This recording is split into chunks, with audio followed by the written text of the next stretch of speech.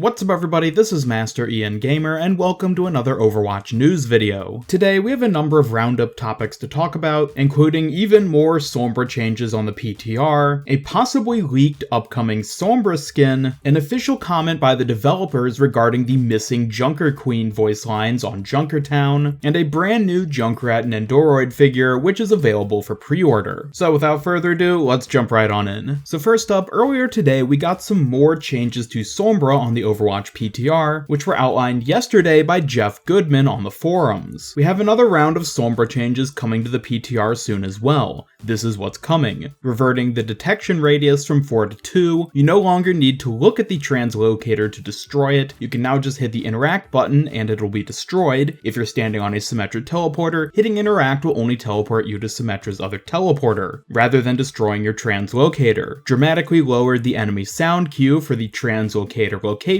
You need to be nearly standing on it right now in order to hear it. EMP now works on Wrecking Ball Minefield, disabling the mines for 10 seconds, and you can now interrupt reload by hacking. And to clarify what that last one means is you can essentially cut off Sombra's own reload by initiating hack. It's not talking about disabling an enemy's ability to reload. We're still evaluating the changes overall, but she's unlikely to regain the ability to contest objectives or have plus 75% move speed while invisible. The goal of these changes is to make her stronger overall, even if it means being slightly weaker in some areas. Now, of course, there has been quite a significant backlash to these initial Sombra changes, so basically what they've done is roll back the nerf portion of those changes which she had previously, in addition to adding a few other positive tweaks, being the EMP disabling Wrecking Ball's Minefield, and the ability to interrupt reloading. Now, these still don't really seem to solve the big issues that I've seen a lot of Sombra mains talk about when it comes to Sombra as a character, and in a lot of ways it seems like the changes that we're getting are kind of catering to making her a bit easier to play for people at all levels. I don't think that's an inherently bad design choice, however it does still sound like people aren't exactly happy about where this is going. I for one, as someone who personally almost never plays Sombra, I'm kind of curious to see how it ends up playing out. Hopefully people will end up being happy with whatever the ultimate outcome is, but for the time being we'll just have to wait and see. Now, continuing with Sombra, we have what appears to be a leaked gun skin for Sombra, which is currently visible on the PTR under some rather unique circumstances. When having her default skin equipped as well as her golden gun skin, if you go invisible on the PTR, you will see this gun appear in Sombra's hand instead of the normal one. As you can clearly see on the side, it now features a Mexican flag, and overall seems to take on a green color at the parts that aren't gold. Now, there's been quite a bit of speculation about this, and I'll leave a link down in the description to the Reddit post where people are still discussing it, but people seem to think this is either an upcoming skin for the Overwatch World Cup, perhaps, or more likely for the upcoming 2018 Summer Games event. If you remember back to the 2016 Summer Games, a number of heroes got epic skins, which didn't change their actual hero model, but instead gave them skins with different nationalities corresponding to the hero themselves. Now, it's quite possible that this is what we're actually going to be getting again in 2018. We might get a whole new set of epic skins for heroes that represent their nation of origin. Given that the actual model of the gun we can see on the PTR doesn't seem to change, presumably this is in fact an epic skin we're looking at. Now, there's also been some question as for how exactly this happened. Going invisible, somehow giving you the new unreleased skin for the gun, seems a bit strange, and to be honest, I wouldn't be surprised if this was an intentional leak on Blizzard's part in order to somewhat tease what we can expect for later on. I think it's safe to say that they've done this sort of thing in the past, so be sure to keep your eye out for any other suspicious things going on in both the PTR as well as Blizzard's social media. Moving on now to talk about the Junker Queen, as many of you likely recall, she used to have voice lines on the Junkertown map talking to different heroes when they got to certain checkpoints. However, a few patches before the release of Wrecking Ball, all these voice lines were seemingly removed, and a lot of people thought it was a hint at Junker Queen possibly being Hero 28. As it turns out though, that wasn't quite what we ended up getting. However, we now have an official comment from Michael Chu, seemingly indicating that the disappearance of these voice lines was a bug.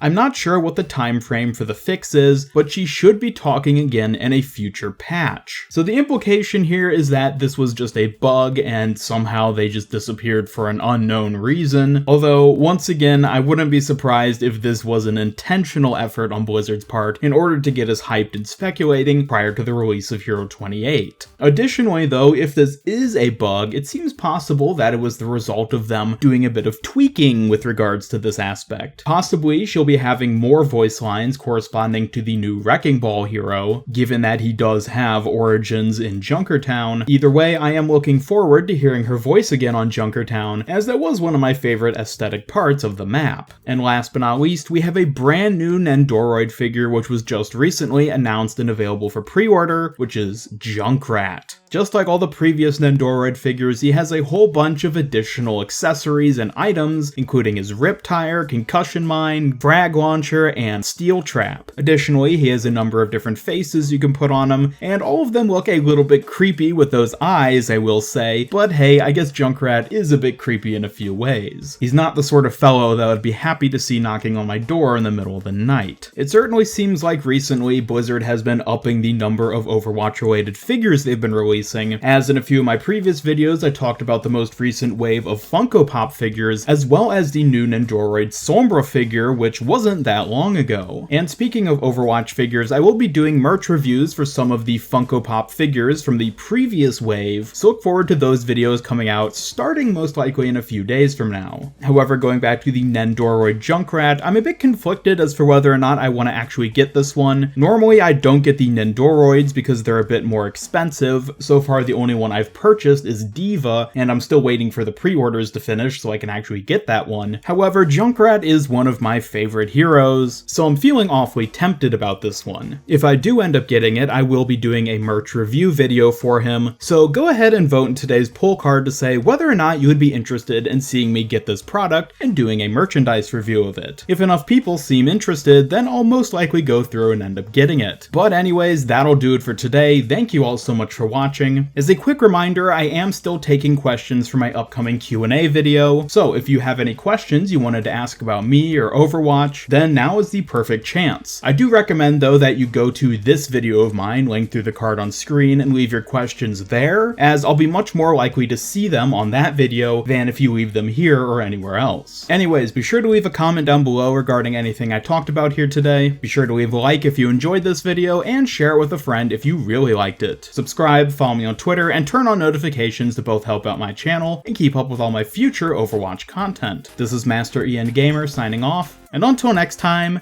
have a great day.